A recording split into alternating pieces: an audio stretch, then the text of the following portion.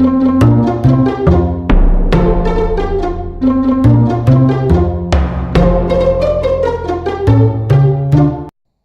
guys, it's Patel from Ish Network here, and I know earlier I did the comparison between the performance by, benchmarking the Galaxy S6 Edge versus the Galaxy S5, but I personally found it to be more interesting to test out the performance versus the Galaxy Note 4, because I myself, as my daily driver, I have the Exynos variant of the Note 4, and it has the first generation Exynos 7 Octa chipset, of which the second generation chip is in the Galaxy S6 Edge. So I just wanted to see, how much better it actually is, along with, the new RAM technologies built into this device, along with the new flash storage. So I personally found it that, it'd be more interesting to see how these two devices stack up against one another rather than the Galaxy S5 and the Galaxy S6 Edge. So,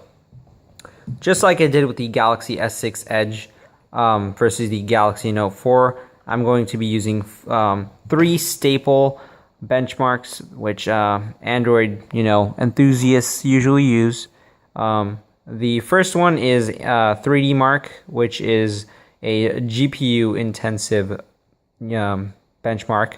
The second is Antutu, and the third is Geekbench 3, which is a CPU intensive. Antutu is the overall benchmark. So, without further ado, let's get benchmarking these boys. So, right up front, we have 3D Mark. This is the GPU intensive app. And just to let you guys know, I will be fast forwarding through the benchmarking itself, so you guys don't have to sit here and wait through all of that. So I'm going to start these two at the same time. Here we go.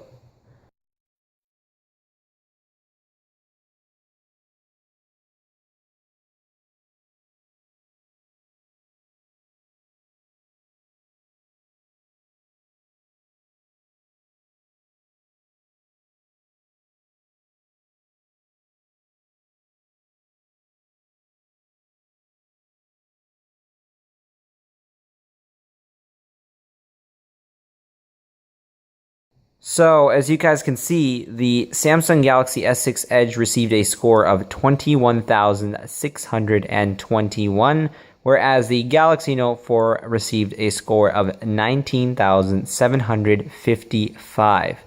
And this is, quite understandable considering this is on the same architecture as this GPU. It's just this one's at a higher clock speed than this one in the Note 4. Both are the Mali T760 GPUs, so that explains why the scores are very close, except, this one's on a higher clock speed. That's why, there's the discrepancy. But overall, as you can see, the Galaxy S6 Edge did finish earlier and got a better score, which means the CPU and along with the 64-bit instruction set, along with the new memory solution, Samsung's proprietary memory flash storage, the S6 was able to load and render tasks faster than the Note 4, which is still on the old generation of flash storage. So let's move on to the second test now. Let's go ahead and run the Antutu benchmark.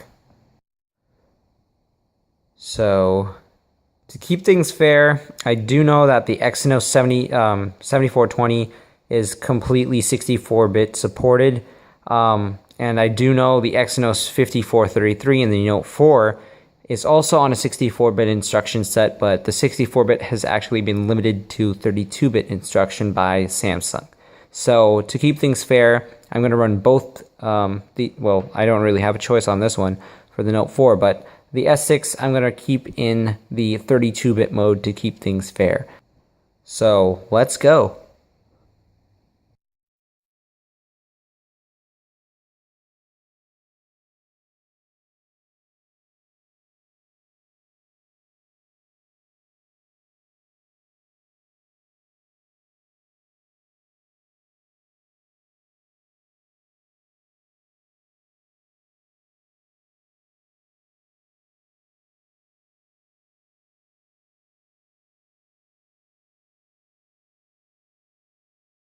So as you guys can see, the Samsung Galaxy S6 Edge received a score of 63,039, whereas the Galaxy Note 4 scored 51,866.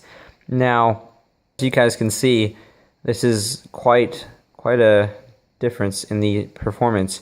Samsung really upped their game as far as performance goes, because from just like half a generation, they went from a score of about 52,000 to a score of about 63,000. So that just in itself shows how beastly the Galaxy S6 Edge is as in terms of raw performance. If you want to go into the detailed specs, here they are. You can pause the video and take a look at them if you want. Test the Geekbench 3 benchmark on both of these devices. And as you can see, they're both on the same architecture for the GPU. This one just has a faster clock speed. I find it weird that this actually has more memory available than the Galaxy S6 Edge. But this is on a newer build of Android, and this is on a 0.1 older. So let's get to it.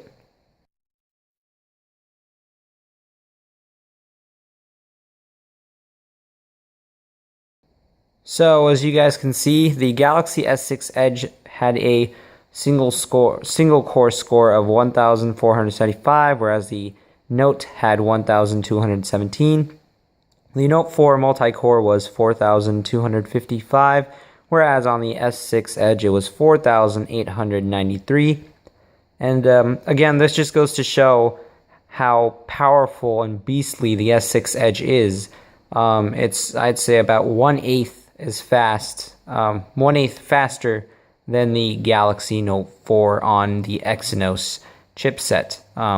Clearly by the numbers, that's what it's indicating as of now. So hope you guys like this benchmark comparison. As I know, benchmarks aren't the best way to compare devices. A real comparison is actually a practical speed test. So I will be conducting a practical speed test soon, in the coming week, between these two devices and between the Galaxy S6 Edge and the Galaxy S5. So please stay tuned to my channel for that. So hopefully you like the benchmark results. Until next time, I'm Patel. I'm out.